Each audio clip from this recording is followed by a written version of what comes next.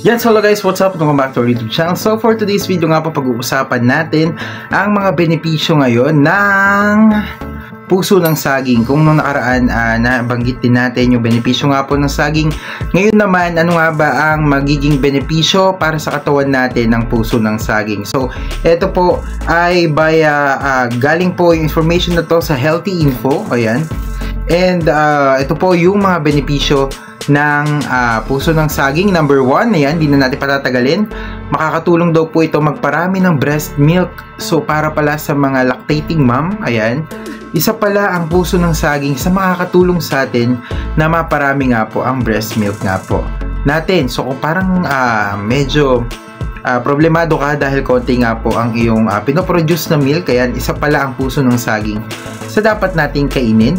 And number 2, ayan, mainam na control sa sugar levels. Uy, laban sa sakit ng diabetes. Yung puso pala ng saging ay nakakatulong na mapababa yung sugar levels natin. So kung medyo alanganin na yung sugar levels natin, kailangan pala kumain tayo ng puso ng saging. Kaso yun na nga, wala masyadong mga potahe na wala masyadong ulam na may puso ng saging. Pero kung meron naman kayong alam na luto ng puso ng saging, mainam pala ito panlaban sa diabetes dahil nakapagpababa nga po ito ng sugar levels.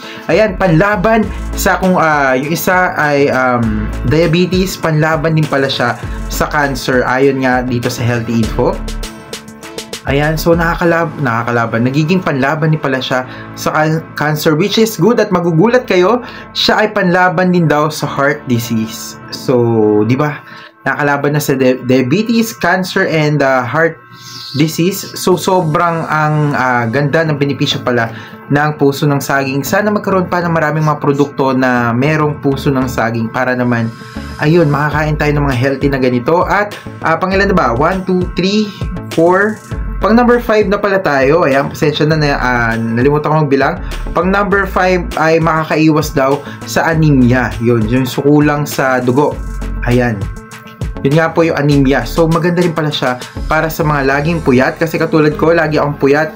Medyo bumababa nga po ang dugo natin. So, kailangan pala natin kumain ng puso ng saging. At number 6, ayan, boosts mood and reduces anxiety. Uy!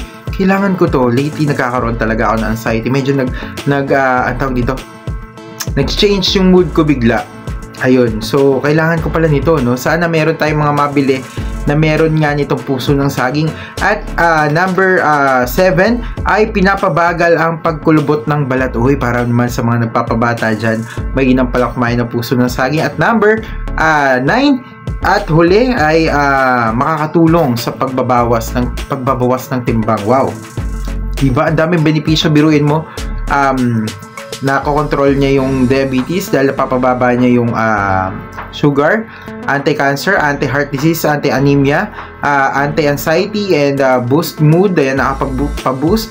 Ayan, anti-wrinkles dahil sa pagkukulubot ng balat. Ayan.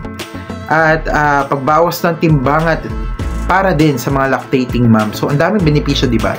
So, kung gusto niyo yung mga ganitong video, mag-comment, mag-like, and mag-subscribe na nga po kayo at hit on the notification bell para ma-updated po kayo sa mga ganitong klase ng video. And make sure na i-share nyo rin po ito sa mga taong alam nyo na kailangan yung mga information na to. Paki-share na rin po yung video and mag-subscribe na po kayo. And hanggang dito lang po, maraming salamat and see you again sa another vlog po natin. Abangan nyo po, marami pa tayong mga benepisyong ibubunyag talaga. Ang sekreto. Ayan, pero yun na nga. Maraming salamat, God bless, ingat po kayo palagi. Thank you.